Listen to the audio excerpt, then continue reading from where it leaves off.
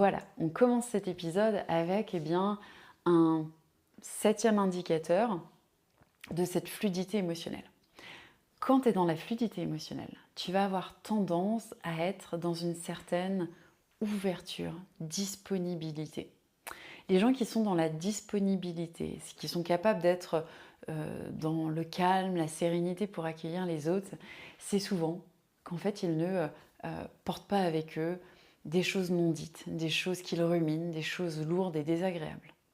En effet, tu peux imaginer que les gens qui râlent, qui se plaignent, qui sont ronchons, qui tiennent des listes comme ça de reproches sur les autres, ce sont des gens qui n'ont pas eu l'occasion, qui ne se sont peut-être pas donné le droit d'exprimer librement leurs émotions sur le moment. Du coup, ils ont un peu moins de capacité à être disponibles à vivre autre chose que ça. Ces gens-là, du coup, ont souvent de la difficulté à être disponibles pour les autres. Ils sont en effet pas disponibles à eux-mêmes, pas disponibles à laisser de la place à ce qu'ils vivent, donc ils ont encore moins la capacité d'être à l'écoute des autres.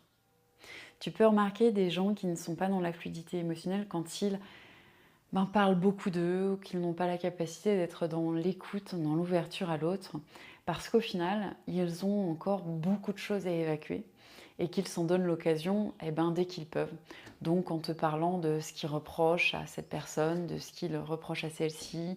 de ce qui ne va pas en eux, parce qu'ils n'ont peut-être pas sur le moment eu la capacité de le dire. Voilà un signe que tu es dans la fluidité émotionnelle, c'est quand tu as cette capacité d'être à l'écoute de l'autre, quand tu as cette capacité de pouvoir te poser dans le calme et la sérénité, quand tu sens chez toi